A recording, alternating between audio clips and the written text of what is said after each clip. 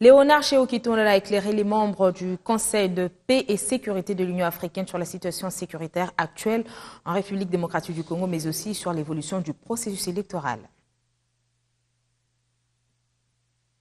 Après New York, au Conseil de sécurité de l'ONU et Pretoria, en Afrique du Sud, lors du 37e sommet de la SADC, Léonard Chéokitonde n'a eu que quelques heures à Kinshasa, la capitale, avant de poursuivre son offensive diplomatique, cette fois-ci au siège de l'Union africaine,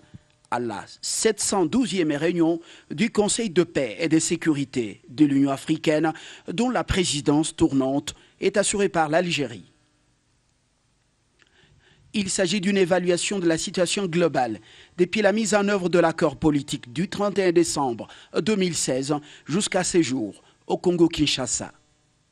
Mais il faut écouter des témoins privilégiés, la MONUSCO par son chef adjoint Mamadou Diallo et la mission de l'Union africaine à RDC par son diplomate Amadou Barry. Léonard Chéokitonde a fait un exposé complet de la situation politique et sécuritaire telle qu'elle évolue au pays, y compris le processus électoral avec ses avancées notables dans les opérations d'enrôlement des électeurs qui enregistrent déjà un peu plus de 40 millions d'électeurs. Chéokitonde, qui sollicite l'accompagnement du Conseil de paix et de sécurité de l'Union africaine, rassure que les élections auront bel et bien lieu en RDC, conformément au calendrier qui sera publié par la CENI après l'évaluation par la tripartite CENSA, CENI, gouvernement.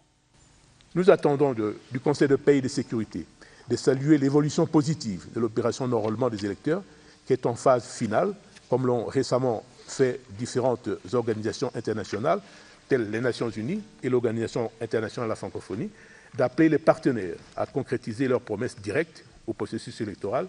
en finançant le basket fund électoral pour un appui direct à la CENI qui est sous pression financière.